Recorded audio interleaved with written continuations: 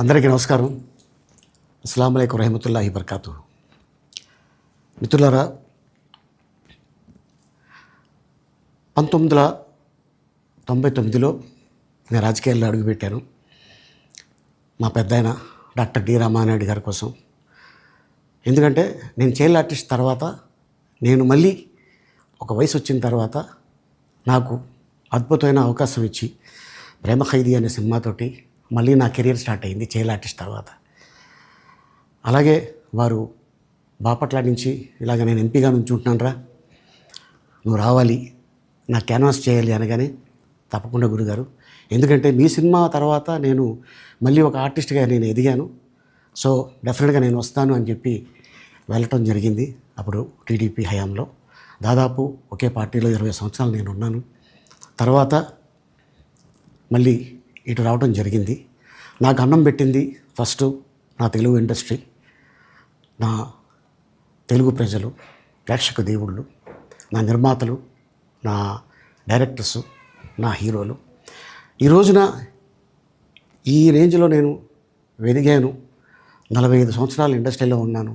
దాదాపు 1200 సినిమాలు పైచిలుకు యాక్ట్ చేయడం జరిగింది. 6 భాషల్లో యాక్ట్ చేయడం జరిగింది. ఓకే, నేను దయాగుణం ఉంది, భగవంతుడు ఇచ్చాడు కాబట్టి నాకు రాజకీయం తోడైతే కొద్దిగా 10 మందికి నేను సహాయపడగలను అనే ఉద్దేశంతో రాజకీయాల్లోకి వచ్చాను తప్ప రాజకీయాలు చేయాలని రాజకీయాల్లోకి రాలేదు. ఇండస్ట్రీ నాకు ఇంత మంచి లైఫ్ ఇచ్చింది, నేనేం చేస్తే బాగుంటుంది అని నలుగురిని చూసి నేను ఒక ట్రస్ట్ పెట్టుకున్నాను మా నాన్నగారి పేరున. దాదాపు 16 సంవత్సరాలు అవుతుంది నేను ట్రస్ట్ పెట్టుకొని. ఏ రోజు కూడా, ఈవెన్ దో కోవిడ్లో కూడా ప్రతి నెల వాళ్ళకి 1000 రూపాయలు నేను సాయం చేసేవాడిని. కోవిడ్లో కూడా ఆపకుండా అలా కంటిన్యూగా సాయం చేస్తూనే ఉన్నాను. చాలామందిని నా కుటుంబంలో అవ్వచ్చు, బయట వాళ్ళు అవ్వచ్చు, చుట్టాల్లో అవ్వచ్చు, చాలామందికి చదివించాను నేను. అండ్ అలాగే మా తల్లిదండ్రులు నాకు ఇచ్చిన ఒక గుణం అది అందరితో పంచుకోవాలని చెప్పి ఉద్దేశంతో నేను ట్రస్ట్ కూడా పెట్టుకున్నాను. నా ఇన్కంలో దాదాపు 20% నేను ట్రస్ట్కి ఇవ్వటం జరుగుతుంది.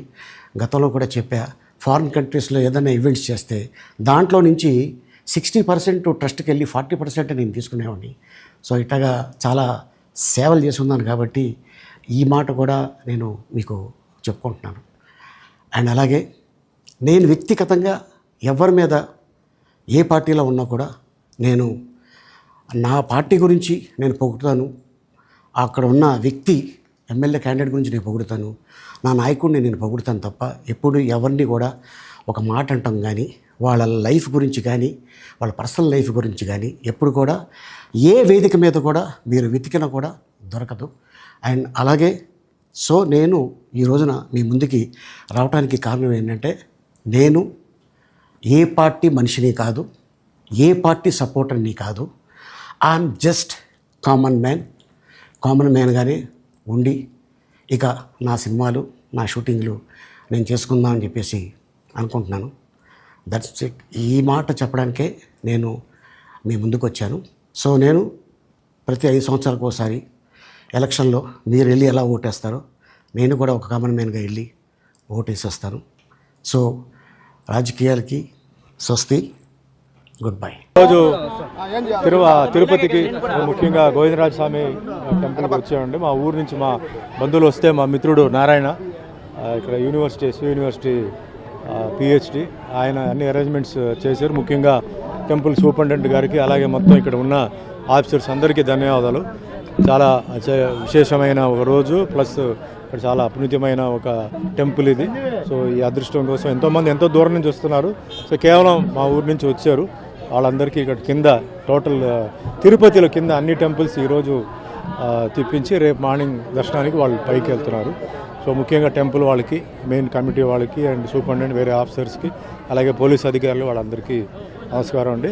అండ్ ఇంకా ఇట్లా షూటింగ్స్ ఏమో తెలుగులో ఏమో ఇప్పుడు జీసస్ క్రైస్ట్ అనే సినిమా ఒకటి షూటింగ్ జరుగుతుంది. First time Jesus Christ character నేను చేస్తున్నాను, అదే కంటిన్యూస్గా జరుగుతుంది. ఇంకా తమిళ్, కన్నడ, మలయాళం అండ్ హిందీ ఈ భాషల్లో జరుగుతున్నాయి. బాగా బిజీగానే, దేవుడి దయ వల్ల అన్నీ బిజీగా నడుస్తున్నాయి.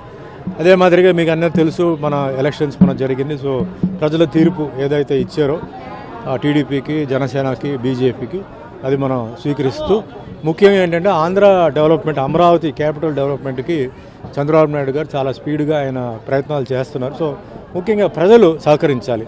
ఎందుకంటే 5 ఏళ్ళు వెనక్కి వెళ్ళిపోయాం. అంతకుముందు 5 ఏళ్ళు వేస్ట్ అయిపోయింది.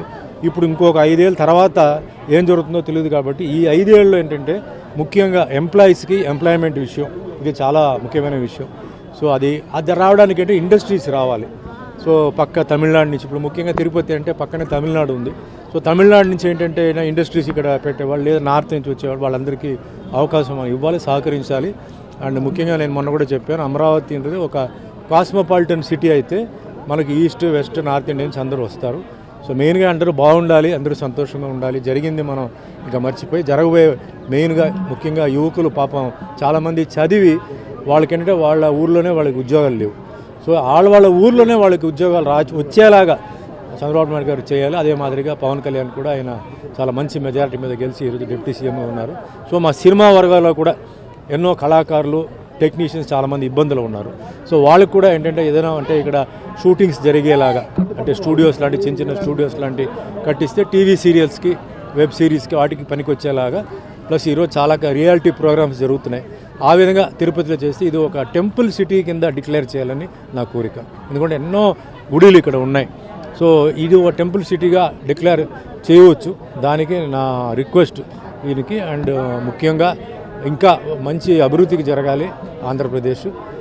బాబు గారి వల్లనే ఈరోజు హైదరాబాద్ అంత బ్రహ్మాండంగా ఉందంటే అది బాబు గారి డిజైన్. సో అదే మాదిరిగా ఆంధ్ర కూడా డెవలప్ అయ్యి అందరూ బాగుండాలని నా కోరిక. వస్తుంది సార్. ఎందుకంటే జనరల్గా సబ్జెక్ట్ తెలిసిన మంత్రి అయితే అండి మ్యాటర్ ఈజీగా సాల్వ్ అవుతుంది. సబ్జెక్ట్ తెలియని వాళ్ళైతే ఏమవుతుందంటే వాళ్ళు ఆలోచించి వేరే వాళ్ళ దగ్గర ఒపీనియన్ తీసుకొని వాళ్ళు చెప్తారు. ఇప్పుడు పవన్ కళ్యాణ్ గారు ఏంటంటే సినిమా మనిషే కాబట్టి సినిమా కష్టాలు, నిర్మాత కష్టాలు, డిస్ట్రిబ్యూటర్ కష్టాలు, ఎగ్జిబిటర్ కష్టాలు అన్నీ తెలుసు. సో తప్పనిసరిగా ఇప్పుడు ఉన్న పరిస్థితి నుంచి బెటర్మెంట్, ముఖ్యంగా చిన్న సినిమాలు బ్రతకడానికి ఒక మార్గం ఆయన చూపిస్తారు. అదే మాదిరిగా పెద్ద సినిమాలు కూడా ఈక్వల్గా, ఎందుకంటే పెద్ద సినిమాలకి ఎక్కువ రిస్క్ ఉంది. సినిమా చాలా కోట్లు పెట్టి తీస్తారు, ఏదైనా ఫెయిల్ అయితే చాలా పెద్ద లాస్ అవుతుంది. సో అది కూడా ఉండి ముఖ్యంగా డిస్ట్రిబ్యూటర్స్ బ్రతికి ఉండేలాగా దారి చేయాలి, అది చాలా ముఖ్యం. సినీ రంగంలో ఉన్న వాళ్ళు కొంతమంది రాజకీయాల్లోకి వచ్చి ఇప్పుడు రాజకీయాలకు సార్ ఇది ఒక్కొక్కరు ఇండివిజువల్ డిసిషన్. అది ఇప్పుడు పాలిటిక్స్ అనేది ఒక డిఫరెంట్ సబ్జెక్ట్ సార్. వాళ్ళు అనుకున్నంత ఈజీ కాదు. ఎందుకంటే ఎంతోమంది ఏదేదో అడుగుతారు, అందరినీ సాటిస్ఫై చేయాలంటే చాలా కష్టం, కొందరిని అవుతుంది. మళ్ళీ దీంట్లో ఈక్వేషన్స్ ఉంది, క్యాస్ట్ ఉంది, కమ్యూనిటీ ఉంది, చాలా ఉన్నాయి. సో అవన్నీ బ్యాలెన్స్ చేస్తూ మేము తట్టుకుంటాం, జనాలు చప్పట్లు కొడతారు, ఊస్తారు కూడా, మరి వాటన్నిటికీ రెడీగా ఉండాలి. అలా చేయగలిగితే ఓకే. ఈ పదవి రావడం అంటే ఏంటంటే సార్, అది అందరూ ఏంటంటే రాగానే మనకి ఆ పదవి వస్తుంది అది చాలామంది ఊహించుకుంటారు. అది ఎవరికి తలరాతలో రాసి ఉందో అదే జరుగుతాయి. ఇప్పుడు మిగతా పనులు చూడండి, పని చేస్తే డబ్బు వస్తుంది, లేదా పని చేస్తే ఏదో ఇస్తారు. పాలిటిక్స్ అలా ఉండదు. పని చేసాం కదా, నాకు అది కావాలి ఇది కావాలంటే అది రాదు. అది చాలా ఈక్వేషన్స్ ఉంటాయి, చాలా విషయాలు ఉంటాయి. సో అలా ఉంటే పార్టీకి మీరు పని చేయండి, లేకపోతే మీ పని చూసుకొని వెళ్ళిపోవాలి, అంతే అండి.